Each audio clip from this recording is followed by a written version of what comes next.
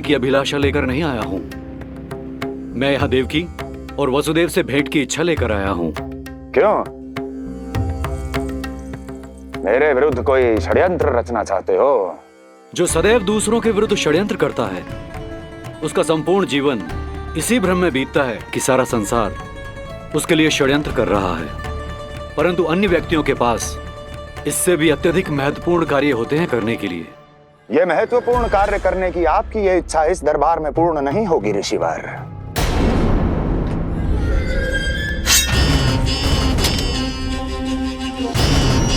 मैं आपको उन दोनों से भेंट करने की आज्ञा नहीं दूंगा। कैसे रोकोगे मुझे? कैसे? बड़ा ही विचित्र प्रश्न है, किंतु इसका उत्तर बड़ा ही सरल है ऋषिवर। जानते हैं मेरे दिन का आरंभ कैसे होता है? किसी ना किसी का संहार करके। और यदि एक संहार और हो जाएगा तो मुझे क्या अंतर पड़ेगा? स्वयं से एक प्रश्न पूछो कंस। स्वयं से एक प्रश्न पूछो कंस। मेरा संहार करने के लिए, मेरा संहार जिस संकल्प शक्ति की आवश्यकता है, संकल्प शक्ति की आवश्यकता वो है तुम में, वो है तुम में। कर पाओगे मेरा संहार? जिस संकल्प शक्ति की आवश्यकता है, जिस संकल्प शक्ति की आवश्यकता वो है तुम में, वो है। कर पाओगे मेरा संहार? कर पाओगे मेरा संकल्प शक्ति की आवश्यकता है, संकल्प शक्ति की आवश्यकता। बोलो कंस, बोलो। यदि मैंने श्राप दे दिया, यदि मैंने श्राप दे दिया, कौन सा कवच तो तुम्हारा उसे सत्य होने से रोक पाएगा? उसे सत्य होने से रोक पाएगा? बोलो कंस, बोलो। यदि मैंने श्राप दे दिया, यदि मैंने श्राप, तुम्हारा कौन सा कवच तो तुम्हारा उसे सत्य होने से रोक पाएगा? उसे सत्य होने से रोक पाएगा? ऋषिवर, यदि आपके हृदय में स्वामी के विरुद्ध षड्यंत्र करने की इच्छा नहीं है, तो महाराज भी आपको किसी से भेंट करने से रोकना नहीं चाहेंगे, है ना महाराज?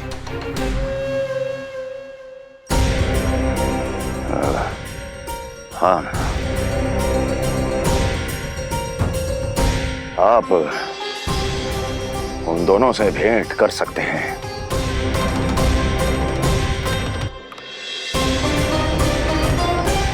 दुर्जन, इन सब पर दृष्टि रखो। अब सब कुछ सुनकर आना, सब कुछ भी छूटना नहीं चाहिए। जाओ।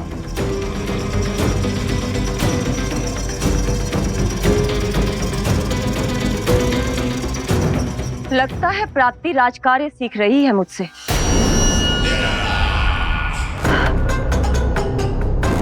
उचित समय पर सही सुझाव दिया तुमने प्राप्ति। अब आसानी से पता लग जाएगा कि ऋषिगर के यहाँ आने का वास्तविक कारण क्या है महाराज।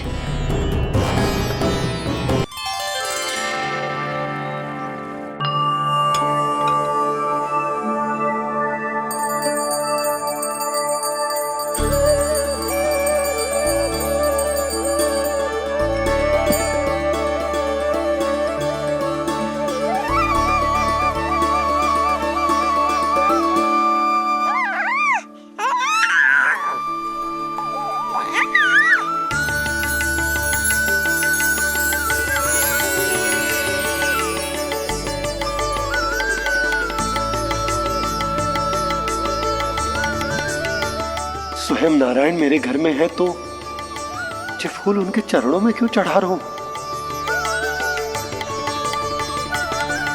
तैयार हो मेरा लल्ला? किंतु बुरी दृष्टि वाला टीका लगाना तो भूल ही गई तेरी मैया। अभी आ।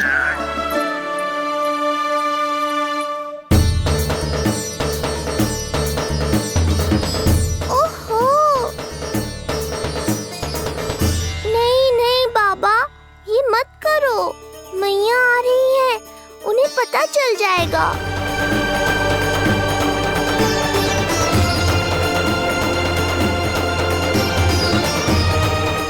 ये फूल तो आपके चरणों के लिए ही बने हैं प्रभु, इन्हें स्वीकार करें। बाबा, ये सत्य मैंने आपको अपना साथ देने के लिए बताया था, अपने आप को फंसाने के लिए थोड़ी ना।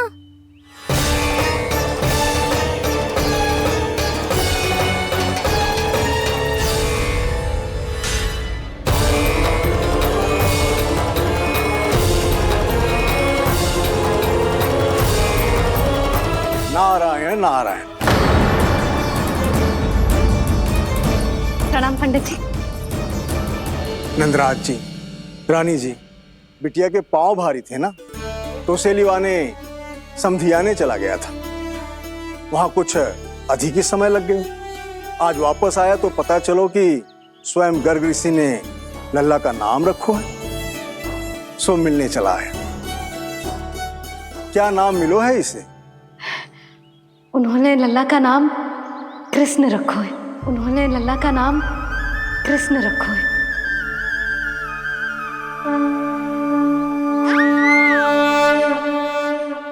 कृष्ण। आहा, उत्तम, अति उत्तम, बहुत मधुर नाम है। ऐसा लग तो है जैसे आप स्वयं श्री नारायण का नाम ले रहे हैं।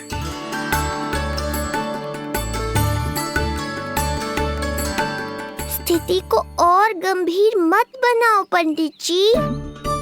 आपको तो बाबा के प्रश्नों का उत्तर देना है। एक बार मेरी ओर देख लो, आपको स्वयं ही पता चल जाएगा कि आपको इस समस्या को कैसे सुलझाना है।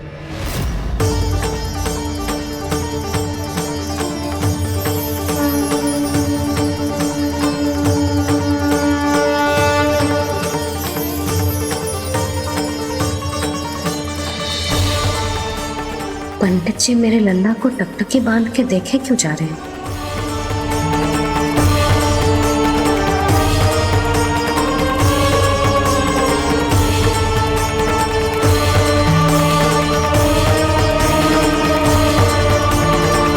स्थिति को और गंभीर मत बनाओ पंडित जी। आपको तो बाबा के प्रश्नों का उत्तर देना है। एक बार मेरी ओर देख लो, आपको स्वयं ही पता चल जाएगा कि आपको इस समस्या को कैसे सुलझाना है।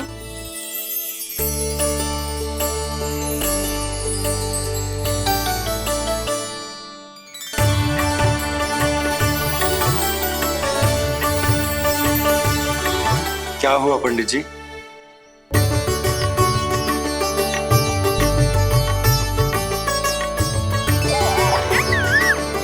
बधाई हो लल्ला, इतना प्यारा नाम मिलो है तुम्हें। नंदराज जी, जब भी मैं लल्ला को देखता हूं तो मुझे भगवान श्री राम की झलक दिखाई देती है। क्यों ना दिखाई देगी, उन्हीं के तो अगले अवतार हैं ये। कभी कभी तो मन में विचार आता है कि एक वो भी समय था जब भगवान इस धरती पर अवतार लेते थे और हम मानव के बीच में घूमते फिरते खाते पीते थे और अपनी लीला दिखाते थे। मुझे तो लगता है पंडित जी कि कितने भाग्यवान थे महाराज जनक और महारानी सुनैना। उन्होंने माता सीता को जन्म न दियो और महारानी कैकई जिन्होंने प्रभु राम को जन्म न दियो, फिर भी उनके पालन पोषण का सौभाग्य प्राप्त हुआ उन्हें। कल्पना करो पंडित जी, कितने पुण्य अर्जित किए होंगे उन्होंने पिछले जन्म में। कितनी तपस्या की होगी कि जिनकी गोद में सारा संसार है वो श्री नारायण और माता लक्ष्मी उनकी गोद में खेले।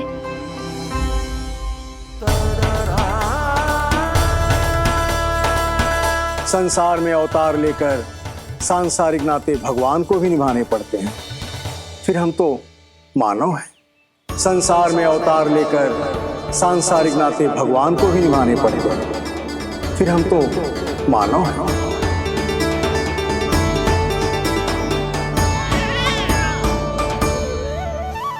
जो हो रहा है और जो भी होता है सब उनकी ही इच्छा से होता है नंदराज, इसलिए आगे का मार्ग भी वही दिखाएंगे।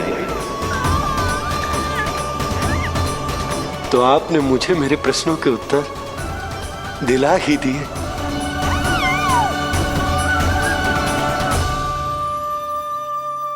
मैं भी क्या क्या बातें करने लगा। लगता है नाना बनने की प्रसन्नता का प्रभाव है जी। हमारी बिटिया को लक्ष्मी हुई है ना। बधाई हो पंडित जी, बहुत बहुत बधाई हो। मैं मैया और उसकी बिटिया से अवश्य मिलने आऊंगी। बधाई हो पंडित जी। अब मुझे आज्ञा दीजिए, वैद्य जी से कुछ औषधियां लेनी है मुझे।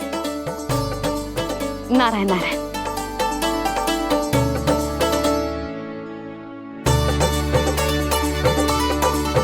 चल लल्ला, आज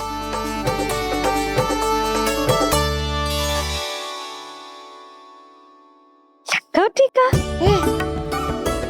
सुनो जी, तनिक कान्हा को संभालो, मैं यूं गई और यूं आई।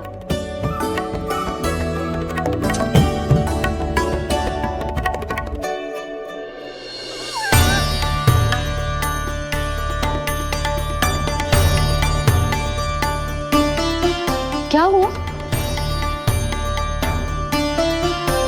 मैं देख रही हूँ नामकरण के बाद से एक बार भी आपने कान्हा को गोद में ना लिया है। सब ठीक है ना?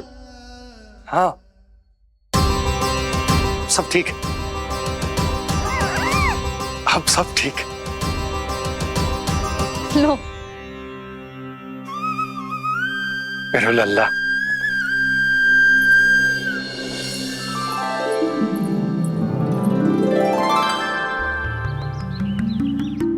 आपका बहुत बहुत धन्यवाद ऋषिवर।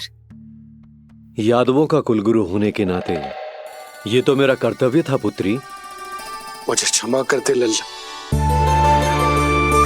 कुछ समय के लिए मैं अपने कर्तव्य से भटक गया था। सब कुछ पूरे विधि विधान से संपन्न हुआ है।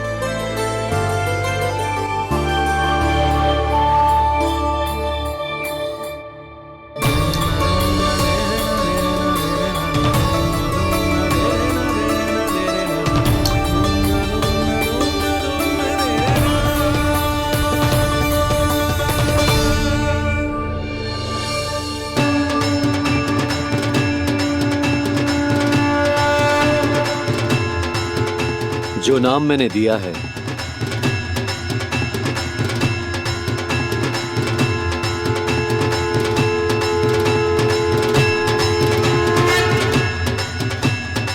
आप मुझे क्षमा कर दो बाबा, मैंने आपको इतनी दुविधा में डाल दिया।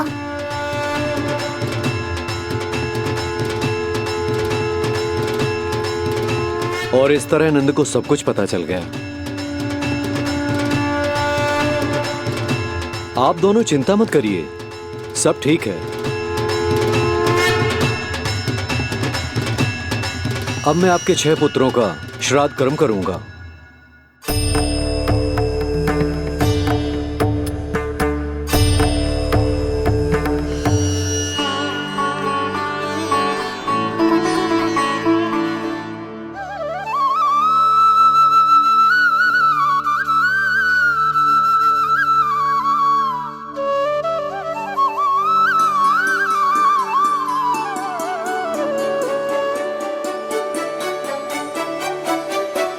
कान्हा,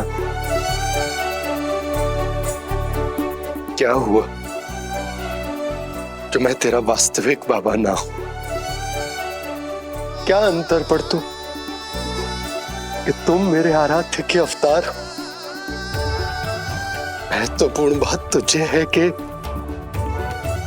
मुझे तुम्हारे साथ मुस्कुराने को, तुम्हें खिलाने को, तुम्हारा ध्यान रखने को, तुमसे प्रेम करने को सौभाग्य प्राप्त हो।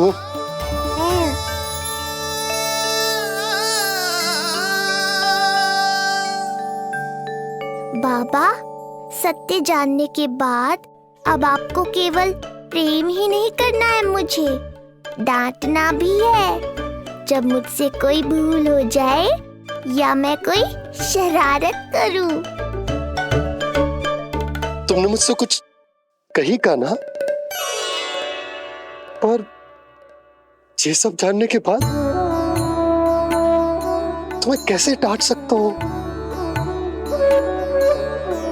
बताओ ना कि कैसे मैं तुम्हें ये कहूं? वो सब आप मुझ पर छोड़ दो बाबा। शीघ्र ही जीवन की माया आपको अपने प्रभाव में ले लेगी और आप ये सब भूल जाओगे। पर जब जब मेरी दिव्यता की झलक संसार को मिलने वाली होगी और मेरा सत्य मैया को पता चलने वाला होगा, तब आपको इसका स्मरण हो जाएगा। इसका अर्थ है कि गुरुवर ने सही कहा था। श्री हरि की आंखों में भी आंसू आ गए थे। ममता के लिए तरसने लगे थे वो। इसीलिए उनके इस अवतार का मुख्य उद्देश्य है माँ की ममता का अनुभव करना। जो सत्य है कि इस अवतार का मुख्य उद्देश्य माँ की ममता का अनुभव करना। वो तो है बाबा, पर उसके साथ साथ आपका प्रेम पाना भी है। जानते हो, किसी संकट की स्थिति में आपको सब कुछ स्मरण क्यों आएगा? ताकि आप मैया को सत्य पता चलने से रोक पाओ। बोलो बाबा, आप मेरी सहायता करोगे ना?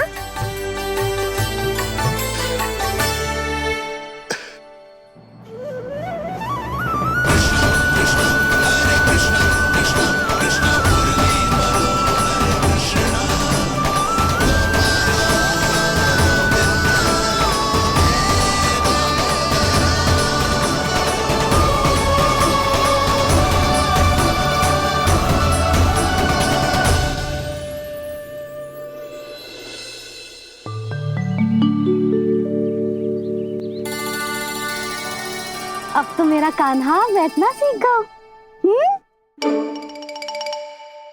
अब आगे से मैया कार्य करेगी तो कान्हा मैया के निकट ही बैठेगा। कितनी अच्छी तरह से बैठने लगो मेरा कान्हा। तेरे बाबा कुछ अधिक ही व्यस्त हैं आज।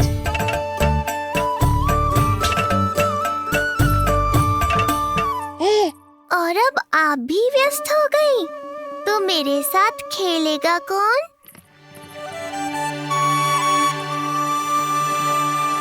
लल्ला, कान्हा, लो भाभी, खिले हुए फूल भी ले आई हूँ और शीघ्र ही जाके तरकारियाँ भी ले आऊंगी। अच्छा हुआ जानकी आ गई, अब यही खेलेगी मेरे साथ। अरे जे क्या, फिर से पानी निकाल रहे हो? बस बस कान्हा, अब खेल में मत लगा मुझे। बहुत सारे कार्य पड़े हैं करने को। ये भी कार्य करने चली गई, अब मैं क्या करूं?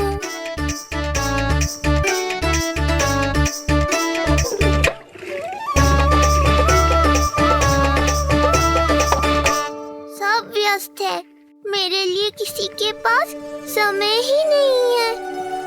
लगता है इनका ध्यान बटाने के लिए अब मुझे कुछ करना ही होगा।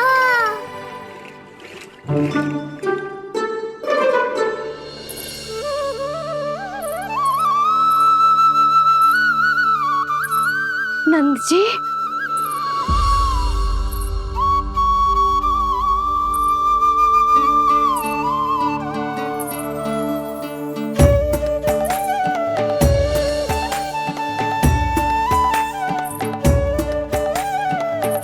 जानकी, देखो मेरा लल्ला पहली बार घुटने के बल पे चल रहा है।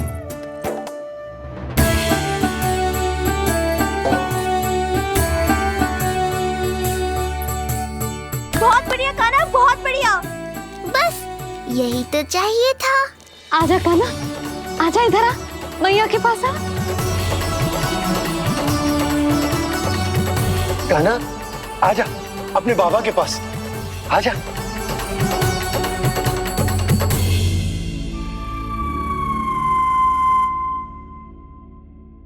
मैंने कहा था ना बाबा, शीघ्र ही आपको सांसारिक माया जकड़ लेगी और आप सब भूल जाओगे।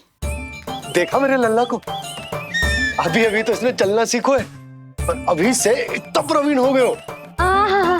आपका लल्ला, मेरा लल्ला मुझ पे गया है जी, इसीलिए तो इतनी शीघ्र इतना प्रवीण होगा, है ना लल्ला? आज लल्ला, आजा अपने बाबा के पास, आजा।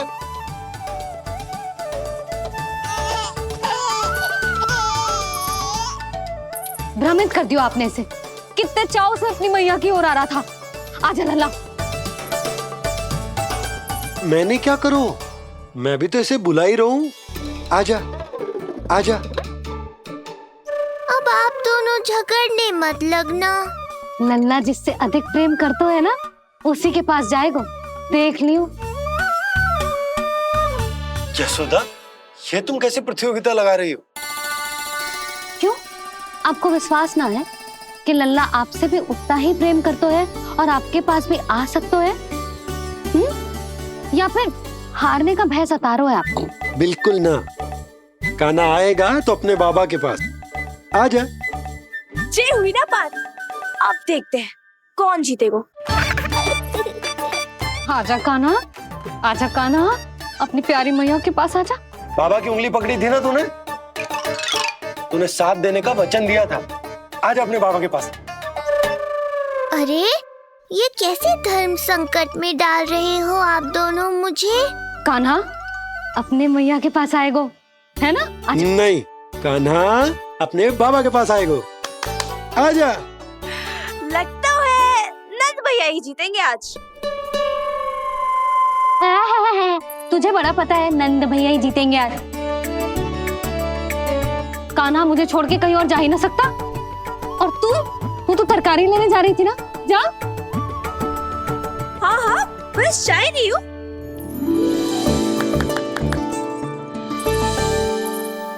लल्ला देख, मेरे पास आएगो तो माखन मिलेगो, बहुत अच्छा माखन मिलेगो। आजा। कान्हा मेरे पास आएगो ना तो बहुत अधिक माखन मिलेगो। आजा आजा आजा।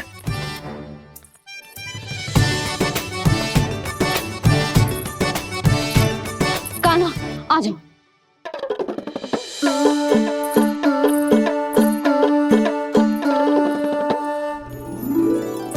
जानकी के पीछे जा रहा है।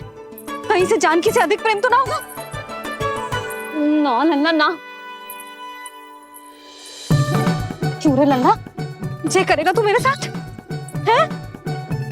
यशोदा, ये सब परिहास की बात, सबका कोई विशेष अर्थ ना है। कहीं ऐसा तो ना है क्योंकि मैं आजकल इस पर अधिक ध्यान न दे पा रही तो इसे जानकी से लगाव होगा है? क्योंकि सारा दिन तो मैं कुछ ना कुछ कार्य करती रहती हूँ। सुनो जी, इसे भ्रम तो ना होगा कि इसकी मैया है कौन? यशोदा, ऐसा कभी हो सकता है क्या? तुम कुछ अधिक ही सोच रही हो। वही तो, किसी संतान को अपनी मैया के बारे में भ्रम हो ही नहीं सकता। ना, जे आपके पीछे भी चला जाता ना तो ठीक था, किंतु जे तो जानकी के पीछे चला गया।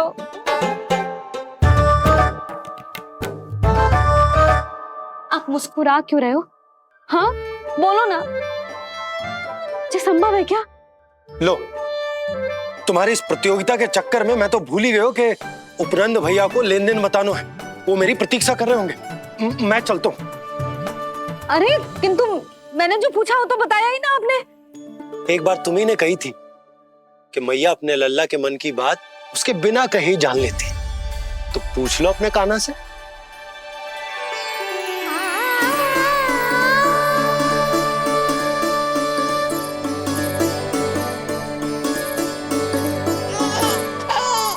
कान्हा तो बाबा चल।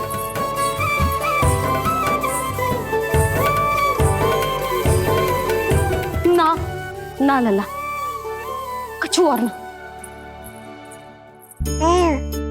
बाबा से प्रेम है, जानकी से प्रेम है, बस अपनी मैया से ना है ना।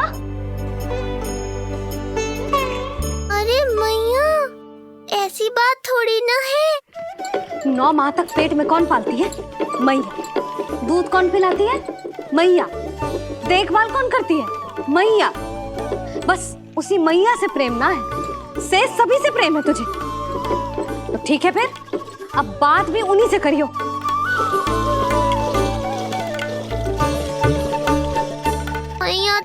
क्रोधित हो गई। मनाना पड़ेगा। ना, दोस्त मेरा ही है। मुझे किसी से कछु अपेक्षा ही ना करनी चाहिए।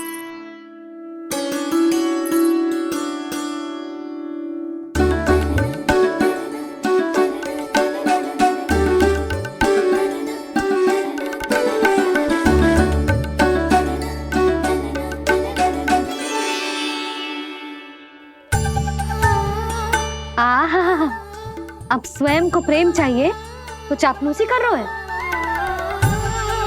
छोड़।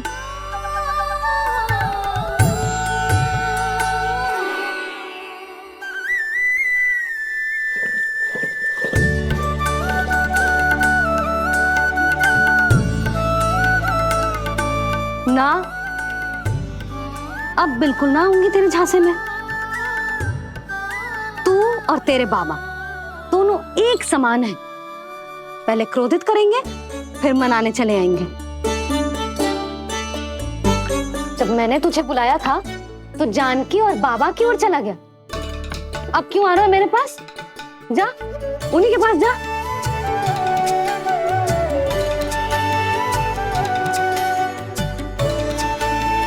देख लल्ला, अब अपनी जो प्यारी सी मुस्कुराहट दिखा के ना मुझे मनाने का प्रयास मत ही कर। मैंने कान्हा कहाँ गया? कहाँ गया कान्हा? कान्हा कहाँ थे अब तक? पहले ही क्यों नहीं बताया कि ऋषि गर्ग की क्या योजना है? बता, क्या देखा, क्या सुना? महाराज, मैंने पूर्ण प्रयास किया किंतु मुझे कुछ भी नहीं सुनाई दिया। दबाव बढ़ा।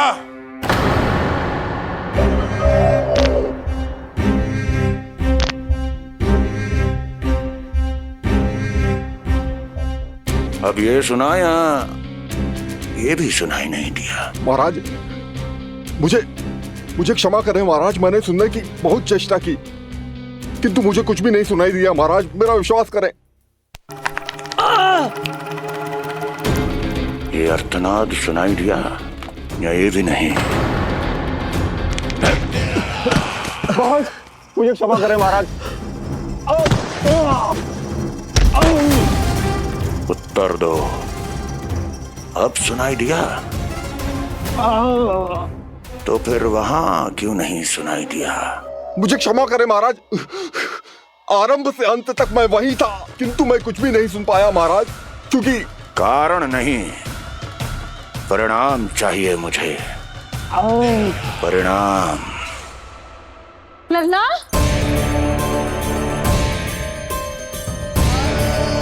लल्ला कहाँ छुप गया तू?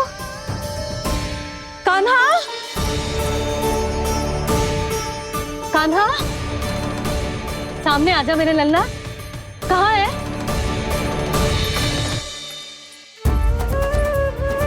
कान्हा, सामने आजा लल्ला। अब मैया कभी ना रूठेगी तुझसे। कान्हा, कान्हा, लल्ला, लल्ला,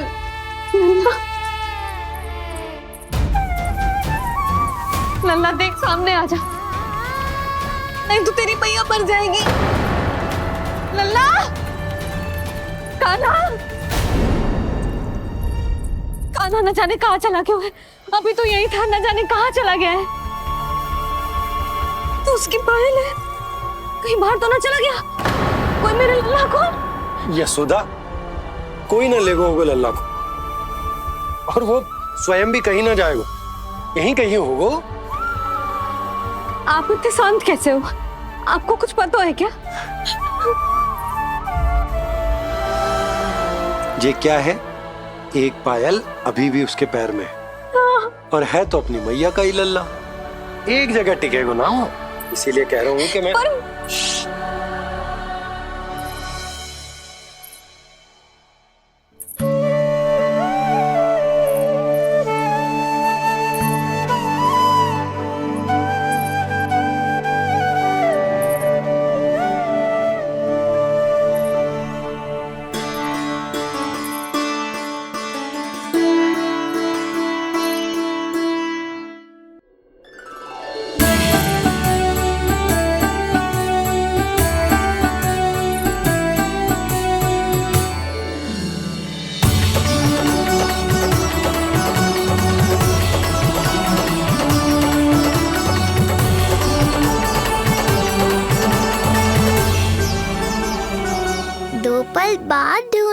अरे मैया बाबा, माखन तो चख पाता मैं।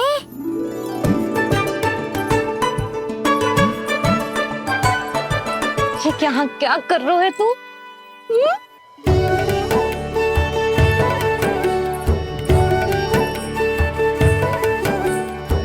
आज ही घुटने के बल चलना सीखो है और आज ही अपनी मैया को दौड़ा दियो तूने।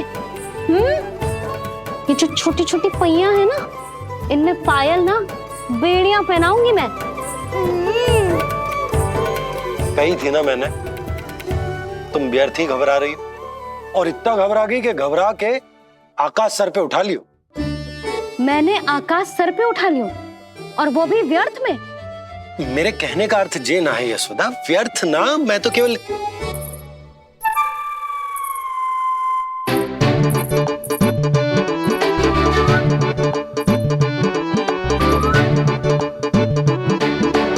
इसका अर्थ ये है कि कान्हा जानकी के पीछे ना जा रहा था। जब आप भी बाहर जा रहे थे तो जे आपका पीछा ना कर रहा था। इसे तो बस बाहर जानो है। क्या चल रहा है? हाँ, चल चल अंदर चल। बाहर जानो है? अभी अभी घुटने के बल चलना सीखो है और अभी से बाहर जाना है? असंभव। क्यों? क्यों का क्या मतलब? इतने छोटे से बालक को कोई बाहर ले जाता है क्या? हाँ यशोदा, यदि ये बाहर ना जाएगो तो संसार के बारे में समझेगो कैसे? सुनो, इसका निष्क्रमण संस्कार भी आज ही करा देते, सीधा इसे मंदिर लेकर जाते। ना ना, इतनी शीघ्रता की कोई आवश्यकता ना है। जे देखो देखो बाहर कितनी धूप है। धूप कहाँ है यशोदा? बादल हैं बाहर तो। हाँ तो वर्षा हो गई तो मेरा कान्हा भीग जाएगा, उसका स्वास्थ्य बिगड़ जाएगा ना। बहाने क्यों बना रही हो यशोदा?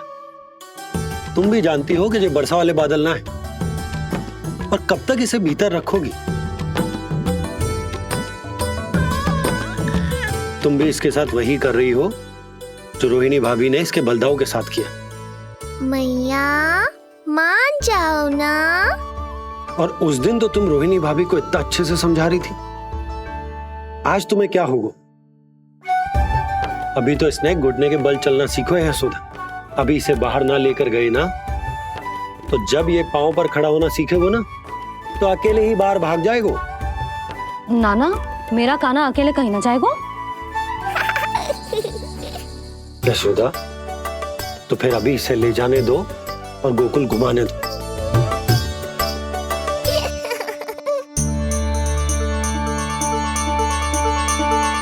देखा लल्ला, आज्ञा मिल गई। अब आज पहली बार लल्ला और बाबा बाहर जाएंगे घूमने के लिए। चल, आज बाबा और लल्ला पहली बार बाहर जाएंगे। हाँ, चलो। रुको, आपको क्या लगा था कि मैं लल्ला को अकेले छोड़ दूंगी? जहां जहां कान्हा जाएगा वहां वहां उसकी मैया भी जाएगी। कभी तो नंद और नंद लाला को एक साथ समय बिताने दिया करो। कुछ कही आपने? नहीं। तो बस फिर गौशाला से आरंभ करेंगे, फिर गांव घुमा के मंदिर ले जाएंगे इसे। मैं एक्शन में आई। देखा, अभी तो तेरी मैया मंदिर भी जाने को तैयार ना थी, और अब तुझे पूरा गांव घुमाने के लिए तैयार हो गई। इससे पहले कि इनके मस्तिष्क में कोई नया विचार आ जाए, यहाँ से चले चलो बाबा, शीघ्र चलो। दया कीजिए, दया निदान, क्षमा कर दीजिए। कितनी बार तुझे गर्ग ऋषि के आश्रम भेजा, तू वहाँ कुछ नहीं सुन पाया। गर्ग ऋषि यहाँ आया, तू यहाँ कुछ नहीं सुन पाया। जब तू कोई कार्य करने योग्य ही नहीं, तो फिर तेरा क्या? स्मरण करें महाराज, स्मरण करें कि आपको भी एक नाम बार बार सुनाई देता था। आप अपने कानों पे हाथ रख के यहाँ वहाँ घूम रहे थे, छटपटा रहे थे। किंतु हम में से किसी को भी उसका स्वर नहीं सुनाई दे रहा था। महाराज स्मरण कीजिए। कृष्ण कृष्ण कृष्ण कृष्ण कृष्ण। जैसे उस बालक के जन्म के समय आपके कानों में ध्वनियां गूंज रही थी।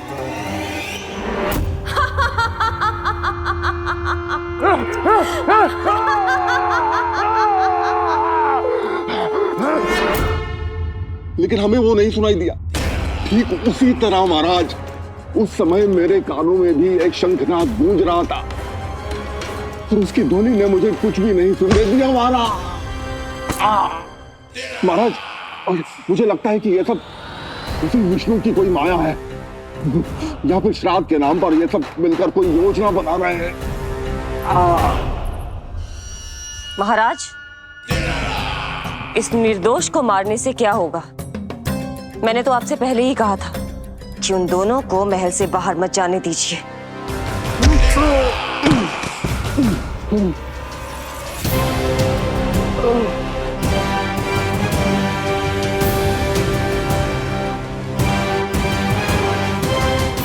सही कह रही हो तुम। इसको मार के क्या होगा?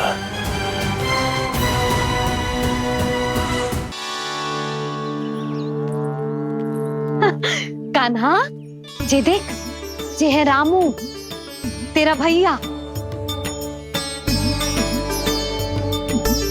और जे है सबला, तेरी मौसी।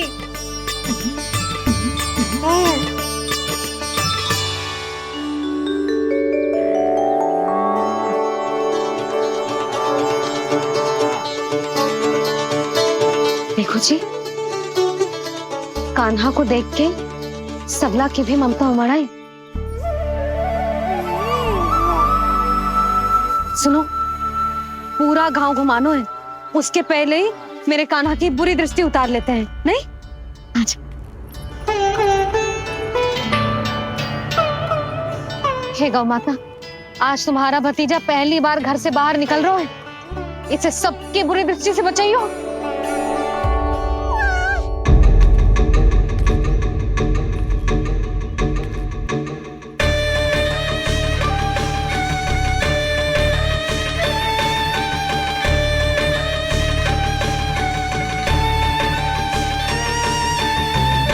नारायण नारायण।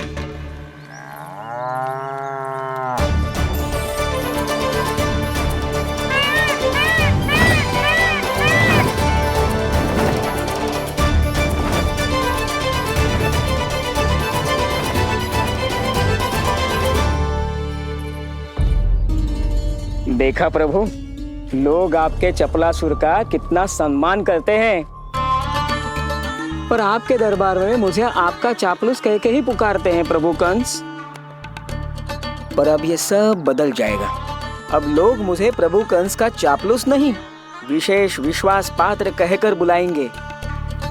ये नया सिंहासन उसके लिए है जो मेरा विश्वास पात्र बनेगा, मेरे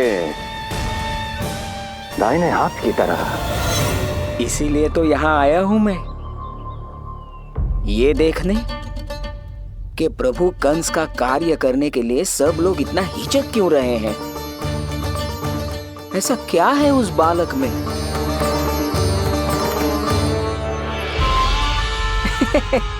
नारायण।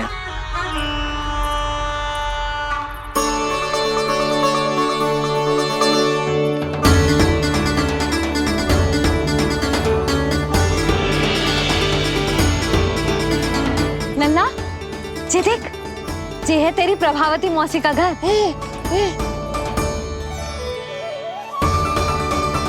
और वो देखो, वो रहा तेरे दाऊ का घर। देख क्या रोए, तेरे दाऊ भी चल रहे हैं हमारे साथ। ये वही है क्या जो चपलासुर से विशेष विश्वास पात्र श्री चपलासुर जी बनने तक की यात्रा में मेरी सहायता करेगा? ताऊ, ताऊ देखो, कान्हा आयो है। कान्हा,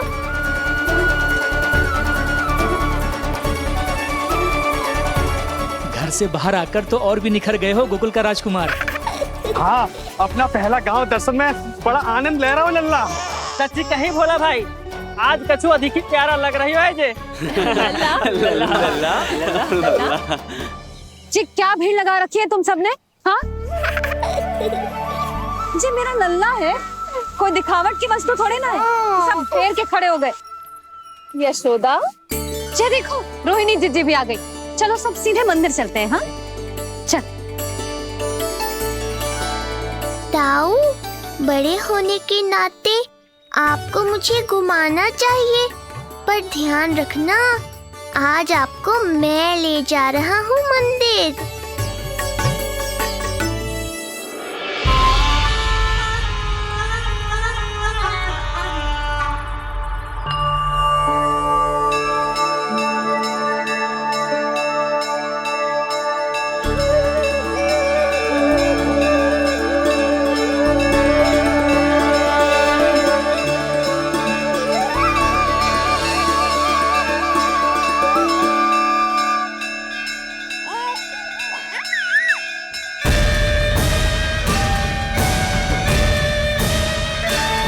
ये कैसे संभव है?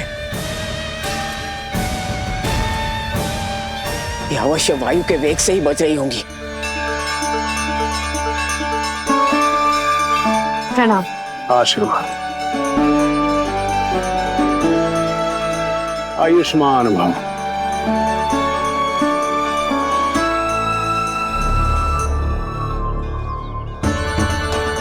अरे जशोदा जी, कान्हा को पहली बार मंदिर लेके आई हो ना?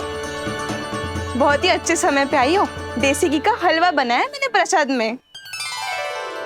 इतनी अच्छी सुगंध, हलवा तो स्वादिष्ट लग रहा है। चलो, कुछ तो अच्छा किया सुलक्षणा चाची ने।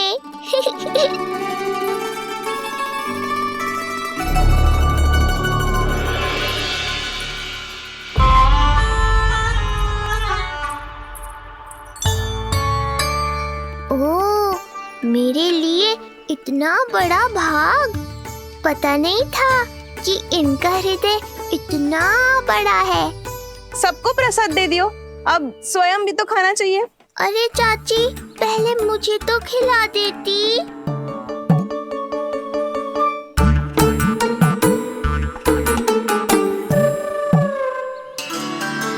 अरे, मैं तो कान्हा को देना भूल ही गई।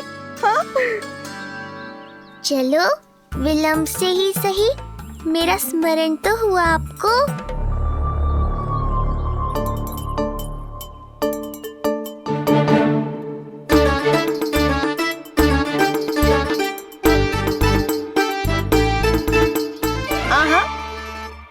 अभी नहीं खाना, तनिक बड़ा हो जाना, फिर खाना जितनी इच्छा हो।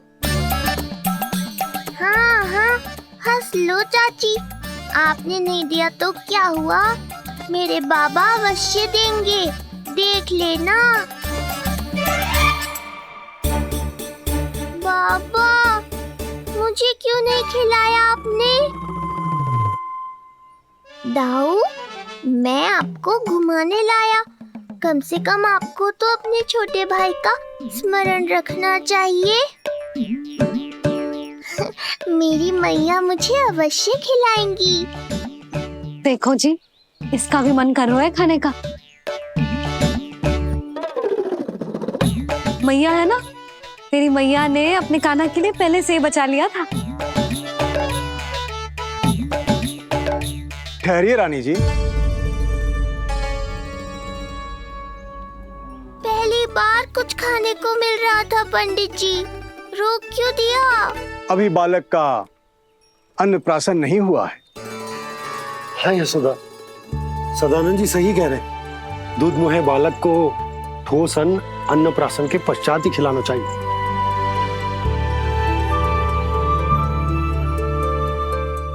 ना लल्ला, तू बस अन्नप्राशन तक रुक जा, उसके बाद तू जो कहेगो ना, तेरी मैया खिलाएगी तुझे। ये तो साधारण सा बालक है, बहुत ही सरलता से मैं उसे अपने मार्ग से हटा दूंगा।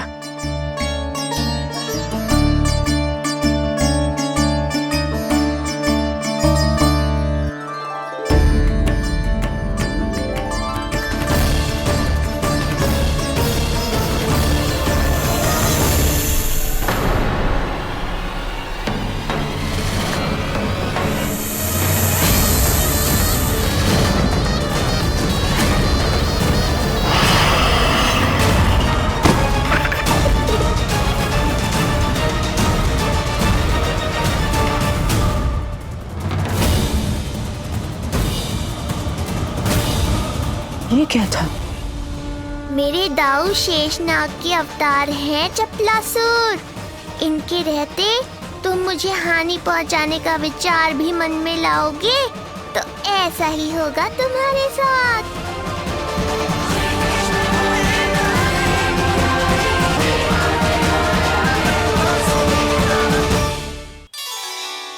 दाऊ, अकेले अकेले प्रसाद खाकर ठीक नहीं किया आपने। पंडित जी, जे हमारा काना घुटने के बल चलने लगो है, तो क्यों ना इसका अन्न से परिचय करा दिया जाए? नंदराज जी, 2 दिन में पूर्णिमा है, बहुत अच्छा दिन है, तभी कर लेते हैं अन्नप्राशन संस्कार। 2 दिन की प्रतीक्षा और करनी पड़ेगी।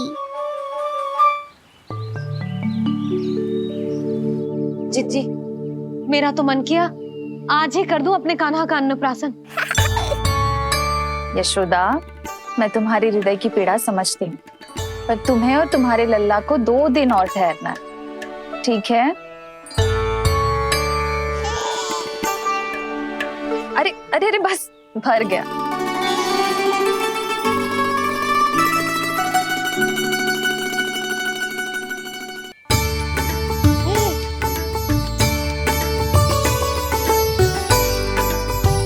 लो जिज्जी।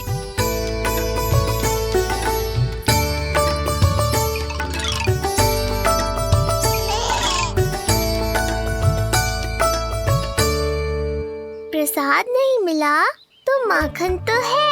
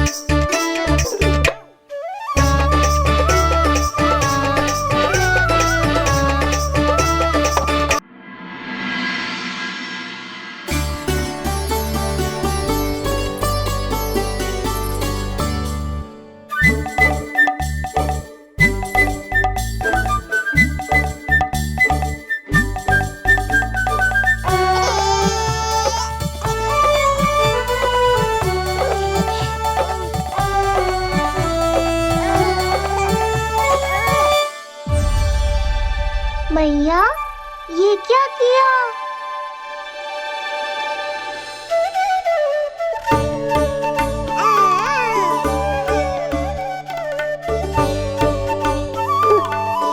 लगता है इसे माखन से अधिक ही प्रेम हो गया है।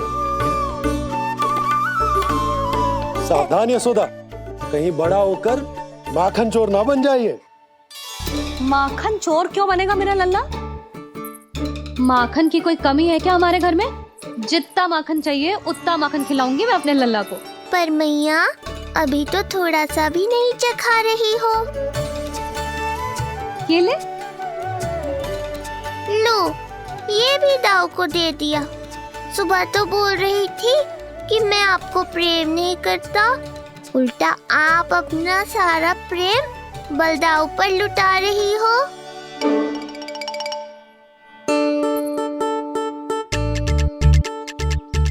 सुनो जी, कान्हा के चारों ओर सिरहाने लगा दो ना, नहीं तो जी फिर से इधर उधर चला ना जाए।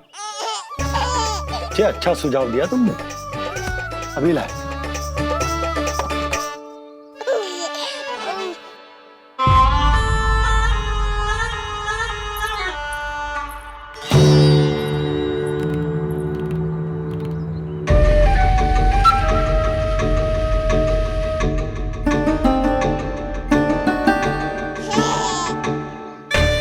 इस बालक का वध करके जब मैं मथुरा वापस लौटूंगा तो प्रभु कंस मुझे अपना विशेष विश्वास पात्र तो बनाएंगे ही, पर क्या पता प्रधानमंत्री भी बना दे। देवकी और वसुदेव अभी कहाँ हैं? अपनी संतानों के श्राद्ध के लिए ऋषि गर्ग के आश्रम जा रहे हैं। अब आप क्या करने वाले हैं महाराज? एक बार तो मैंने उन्हें प्राण दान दे दिया। बधाई हो कुंवर जी। अपनी पत्नी के प्राण बचाने में आप सफल हुए। दूसरी बार मैं उन्हें दंड देने निकला तो तुमने मुझे रोक दिया। बुद्धि बल का प्रयोग कीजिए स्वामी, शारीरिक बल की आवश्यकता नहीं। किंतु एक ही भूल को बार बार नहीं दोहराएगा कंस। मथुरा नरेश कंस के इस महल से वसुदेव और देवकी जीवित बाहर नहीं निकलेंगे, केवल उनके शव। कंस मामा, आप उनको छू भी नहीं सकते।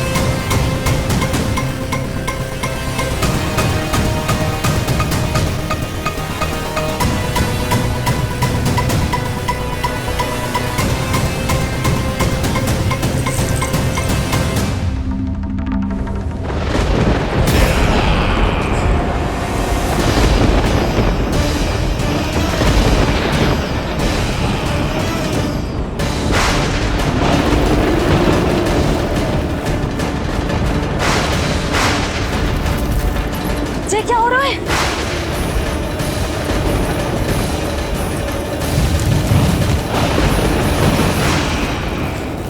ये क्या हो रहा है?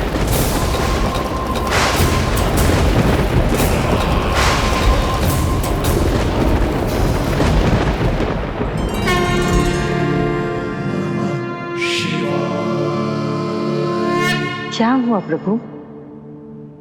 आप अचानक इतने चिंतित क्यों हो गए? कृष्ण ने अपने पांव का अंगूठा अपने मुख में रख लिया है देवी। इसमें चिंतित होने की कोई बात नहीं है प्रभु। ऐसा तो हर बालक कभी ना कभी करता ही है। तो सखा कोई साधारण बालक नहीं है देवी पार्वती, तो भगवान है। यदि वो ऐसे ही अपने अंगूठे को मुख में रखकर खेलते रहे तो अवश्य ही आ जाएगी। कौन आ जाएगी प्रभु? प्रलय आ जाएगी देवी, प्रलय आ जाएगी देवी। हे नारायण जी, क्या हो रहा है?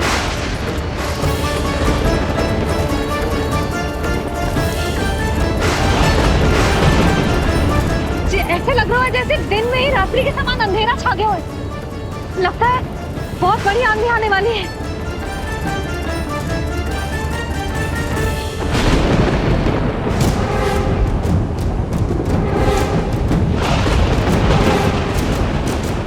ये भीषण आंधी, ये मूसलाधार वर्षा, तुम दोनों ने ऋषि गर्ग के साथ मिलकर अवश्य कोई योजना बनाई है ना? बोलो बोलो, क्या है वो योजना? बोलो।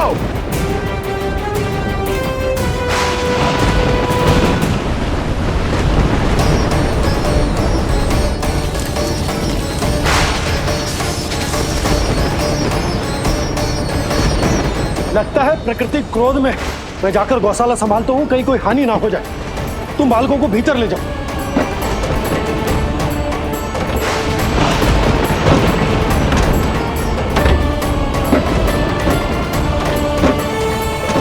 जीजी, द्वार और झरोखे बंद करते हैं। हाँ,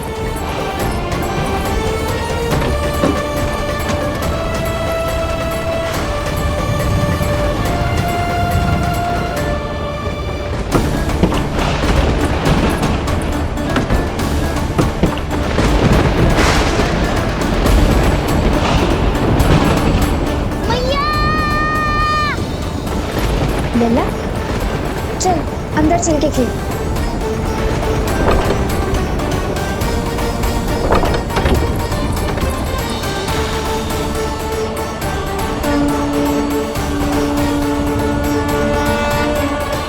आपके सखा तो ध्यान निद्रा में चले गए हैं प्रभु। इनके ये अंगूठा चूसने की सामान्य सी क्रिया का कितना घातक प्रभाव पड़ रहा है, इन्हें तो पता भी नहीं है। चाहे जानबूझकर की जाए या अनजाने में हो, सखा की हर लीला के पीछे कोई ना कोई उद्देश्य अवश्य छिपा होता है। पर ऐसा लगता है देवी, जैसे उनकी इस लीला के पीछे एक नहीं अनेक उद्देश्य छिपे हैं।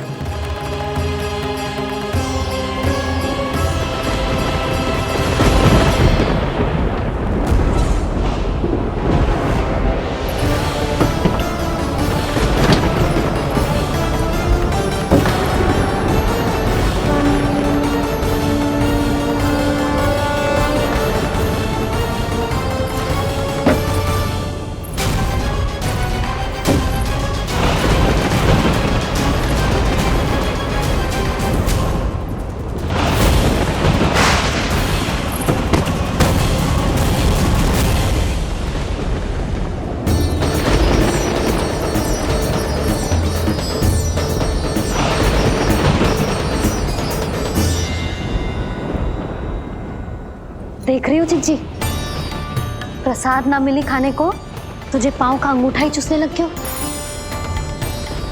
कान्हा, ये क्या कर रहे है? अंगूठा मुंह से निकाल दे लल्ला। अच्छी बात ना है कान्हा। देख कान्हा, तू नींद में है, इसका अर्थ ये ना है कि मैया तुझे अंगूठा चूसने देगी। निकाल अंगूठा मुंह से। आज तो बड़ी शीघ्र इतनी गहरी निद्रा में सो गए हो तुम।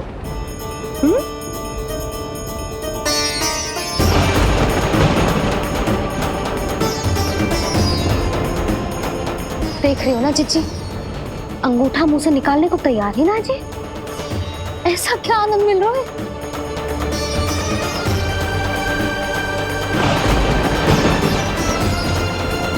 अधिक बल भी ना लगा सकती, अत्यधिक नींद में है, कहीं इसकी आंख ना खुल जाए। रानी भाभी, लगता है तीव्र वर्षा होने वाली है। मैं और भोला भैया के साथ अगले निकल रहे हैं। हो सकता है उन्हें हमारी आवश्यकता हो। हाँ हाँ, चलो बोला। चिच्ची, तीव्र वर्षा आरंभ होने से पहले आप और बरदाऊ निकल जाओ। ठीक है, किंतु तुम भी सतर्क रहना। हाँ, आप भी ध्यान से जाओ।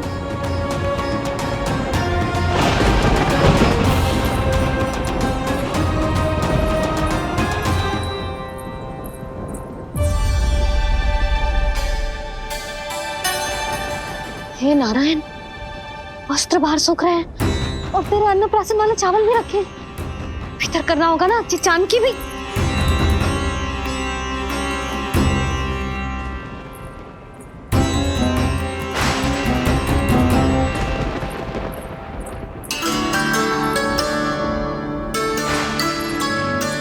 लल्ला, वैसे जी बहुत बुरी बात है।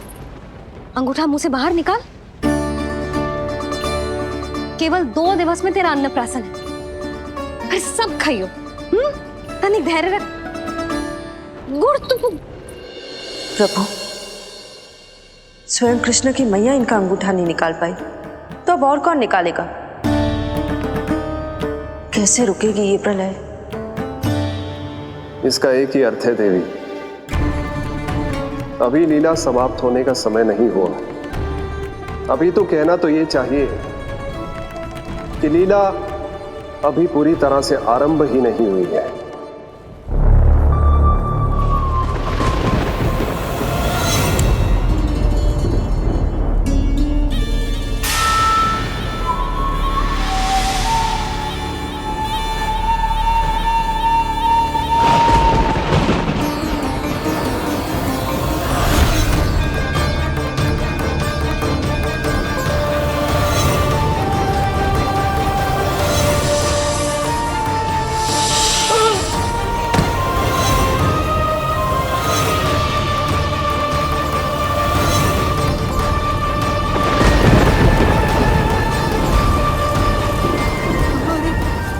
कंस ने प्रलय बुला ली, कंस ने प्रलय बुला ली।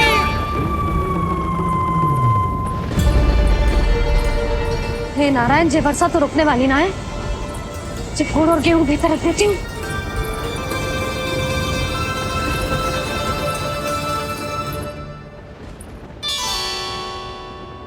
जे देख रहे हो गुड़, जे तेरे अन्नप्राशन के पकवानों के लिए ही है। कैसे कैसे करके बचा के लाई हूँ, कुछ पता भी है तुझे? और तू है कि जे अंगूठा ही चूसे जा रहा है। हाँ नहीं तो। किंतु आज प्रलय भी आ जाए तो कंस की तलवार का वार रोकने में असमर्थ होगी। कंस के साथ विश्वासघात किया है, दंड तो मिलेगा। महाराज, वायुमंडल में अचानक आए इस परिवर्तन का हमसे कोई लेना देना नहीं है। हम तो बस अपनी संतानों के श्राद्ध के लिए जा रहे थे। मूर्ख हूं मैं, मूर्ख हूं मैं। कंस एक मूर्ख है, मूर्ख हूं मैं। अब अच्छी तरह जानता हूं मैं, श्राद्ध केवल एक बहाना है। किंतु सत्य यह है कि तुम और वो ऋषि गर्ग मिलकर मेरे विरुद्ध एक षड्यंत्र रच रहे हो, और ये तुम्हारी योजना है। भैया, ये आप क्या कह रहे हैं? कैसा षड्यंत्र, कैसी योजना? हम तो केवल श्राद्ध के लिए गए थे। बहुत अवसर दिए मैंने तुम दोनों को, किंतु तुमने बार बार बार बार बार बार मुझे मूर्ख बनाया। इसलिए अब मैं अवसर दूंगा अपनी इस तलवार को।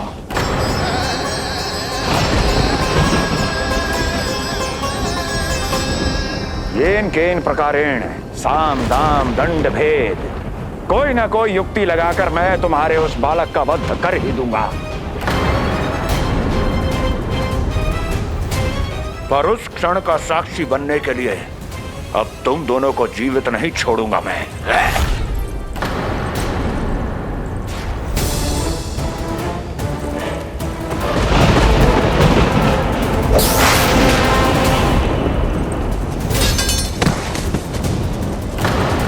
स्वामी,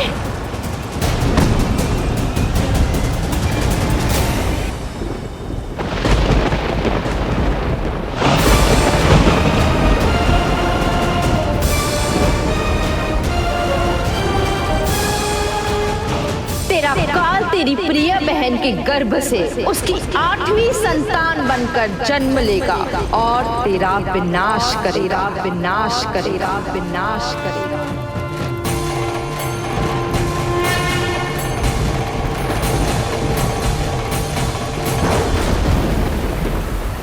प्रलय आने वाली है, प्रलय आने वाली है, प्रलय आने वाली है।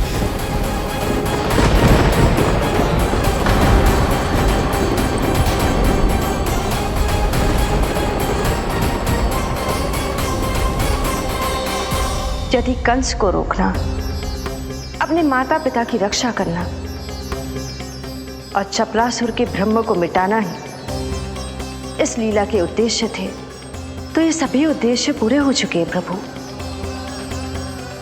अब तो ये प्रलय रुकनी ही चाहिए।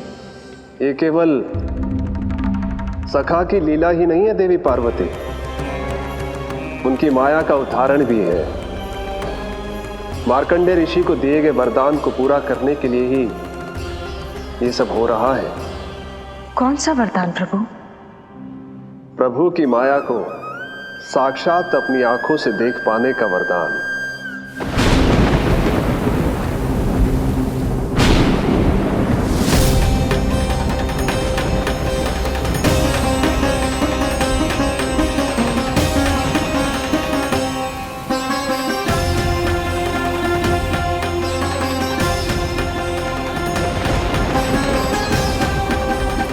हे नारायण, क्या ये प्रलय है? क्या संसार समाप्त हो रहा है? तो फिर मुझे मिले इस जीवन का क्या अर्थ है?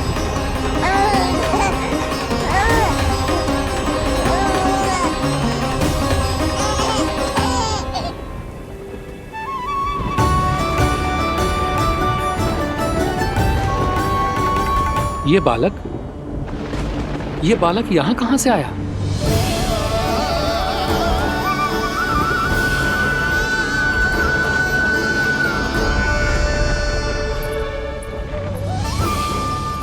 सोते हुए कितना निर्दोष लगता है जी।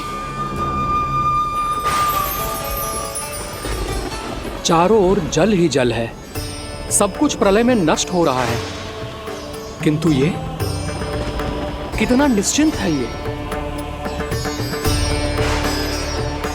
परंतु ये अद्भुत बालक है कौन?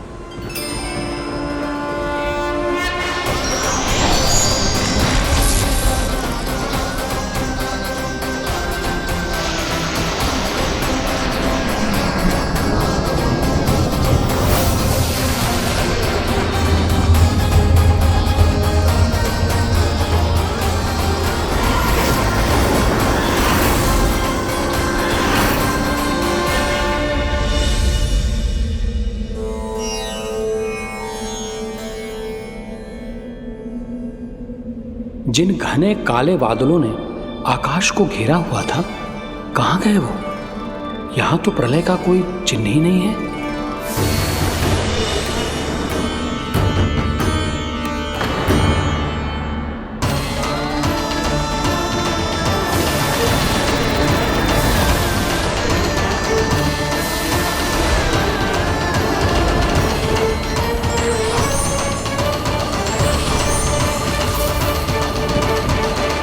ये आप ही की माया थी ना प्रभु? मुझे इसका साक्षी बनाने के लिए आपका बहुत बहुत धन्यवाद।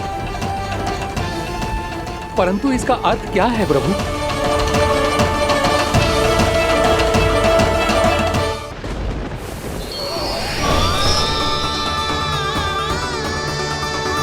प्रभु,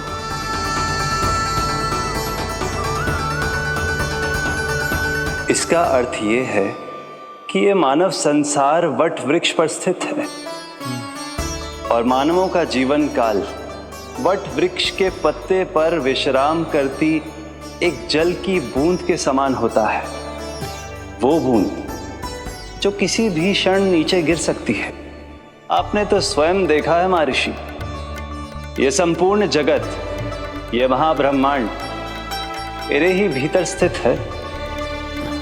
ये उदाहरण है इस बात का कि जो दिखता है उसके कई स्वरूप होते हैं। जो आज आप देख रहे हैं वो पहले भी हो चुका है और आगे भी होगा।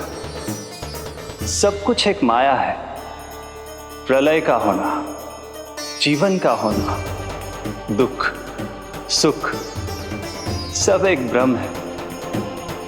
ठीक उसी प्रकार जिस प्रकार एक जलाशय में दिखने वाला प्रतिबिंब आपकी वास्तविकता नहीं बल्कि एक भ्रम होता है।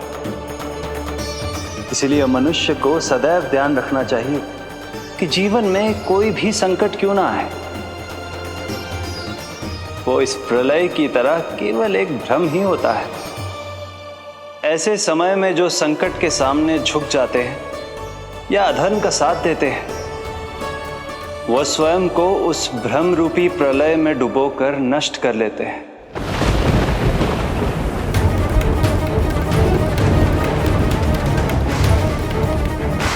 पर जो मेरी शरण में आकर संकटों का सामना करते हैं, वह स्वयं को कठिन से कठिन प्रलय से भी उभार लेते हैं।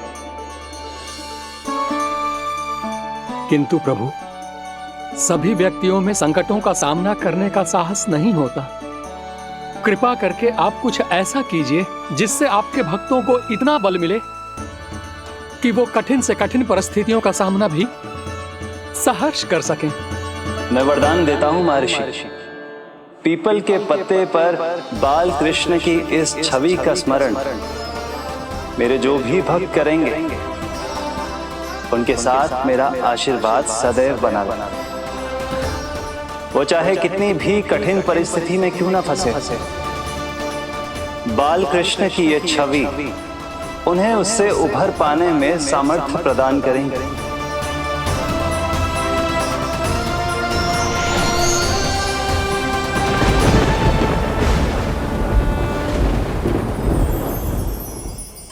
अद्भुत।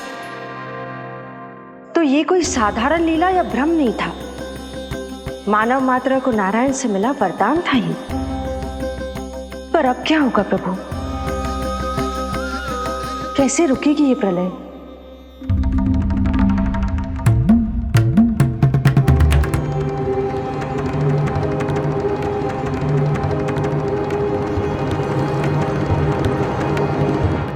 क्या सोच रहे हैं प्रभु? क्या आप रोकेंगे ये सब? नहीं प्रिय,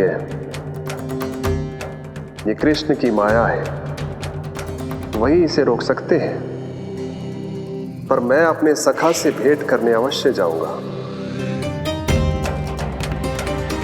पर पिछली बार की तरह बिना उपहार लिए नहीं।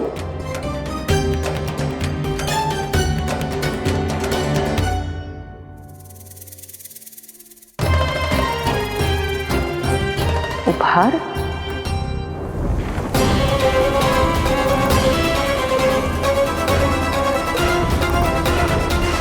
आप तो प्रलय का भी सामना करने के लिए तैयार थे ना भैया?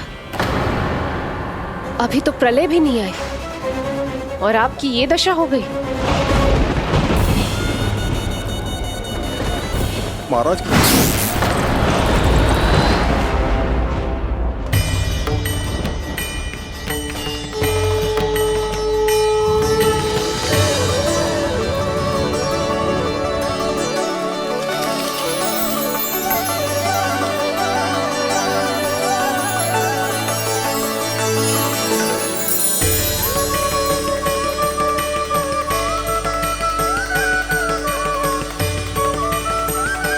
महादेव, आप उपहार में ये निष्प्राण वस्तु देंगे अपने सखा को?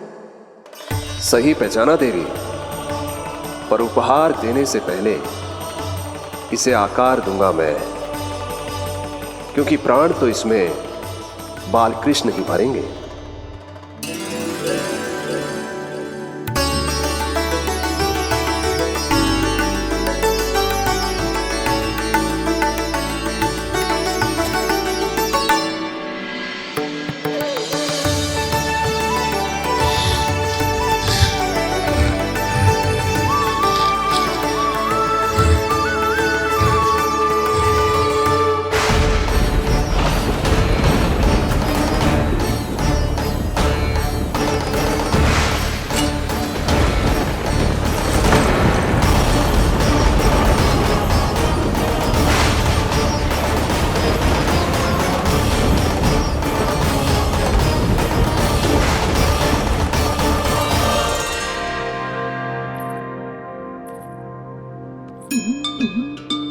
मुरली?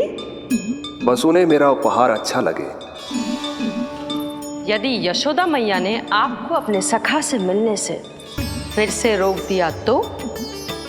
इस बार चुपचाप छिपकर उनकी दृष्टि से बचकर जाऊंगा देवी पार्वती, उन्हें पता ही नहीं चलने दूंगा।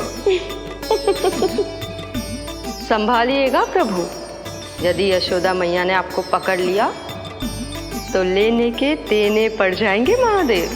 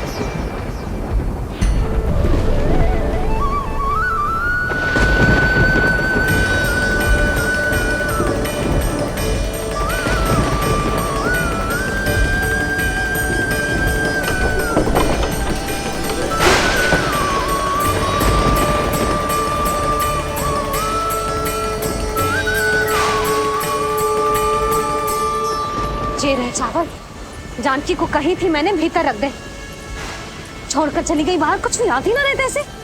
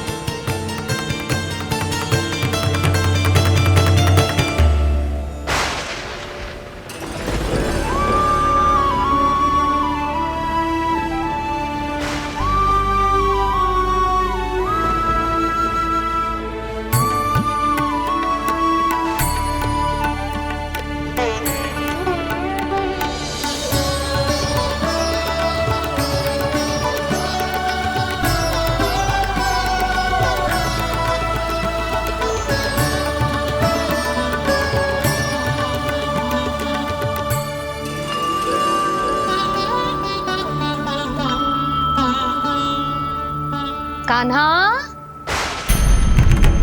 अंगूठा निकाल दे लल्ला, नहीं तो रुक जा, मुझे ही अंगूठा निकालना पड़ेगा तेरा।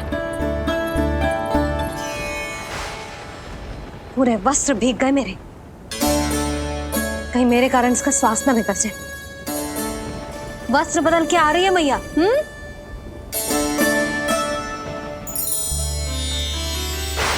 आ रही हूं।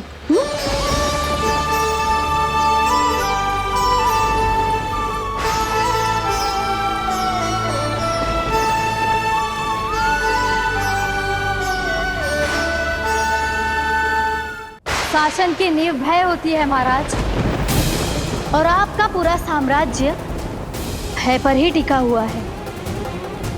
यदि आप भी इस तरह से भयभीत दिखाई देंगे तो आपके साम्राज्य को डगमगाने से कोई भी नहीं रोक पाएगा।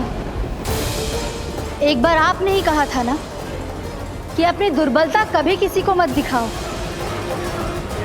प्रजा को भयभीत कंस नहीं, भयानक कंस दिखना चाहिए, भयानक कंस। अब आप ये सिद्ध कर दीजिए कि भय आपके शत्रु का नहीं, आपका शस्त्र है, महाराजा धीराज, कंस का शस्त्र।